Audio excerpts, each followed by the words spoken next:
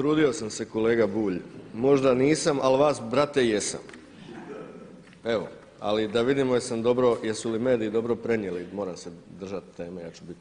Znači, u tužbi o kojoj danas raspravljamo piše vaša izjava: to su političke elite koje su izdale nacionalne interese štiteći Karamarka, Sanadera i sve pljačke koje su se ranije događale, svjesno stavljajući privatnog tužitelja u kontekst počinitelja kaznenih djela pljačke, iako je svjestan da to što je iznio privatnom tužitelju nije istina.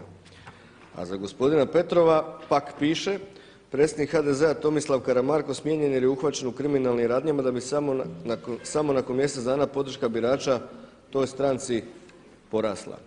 Prema tome, gospodin Karamarko koji je bio predsjednik HDZ-a vas smatra klevetnicima, a vi njega kriminalcem. Znači, ovo je koalicija onih koji jedne druge smatraju ili klevetnicima ili kriminalcima. I sad umjesto da se vi ispričate jedno drugome i da nas prestanete tu maltretirati, još mi moramo o ovome raspravljati, a vi kažete da mi radimo spektakl. Pa vi radite spektakl.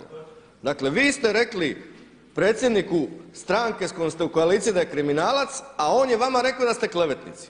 I mi radimo spektakl. Pa mi bi bili neodgovorni kao toga ne bi radili spektakl, kako ste rekli. Ovo je prvorazredno političko pitanje. Dakle, lijepo se nazovite Karamarka, ispričajte se jedni drugi, nek on povuče tužbu i da negdje za pola sata prekinemo ovu raspravu. I sve smo riješili. Nema spektakla, nema rasprave. A ovako, nemojte se vrijeđati ako vam mi kažemo to što tu piše. To ste vi jedni drugima rekli. I kako bi mi bili opozicija kada mi o ovome ne bi pričali? Zahvaljujem.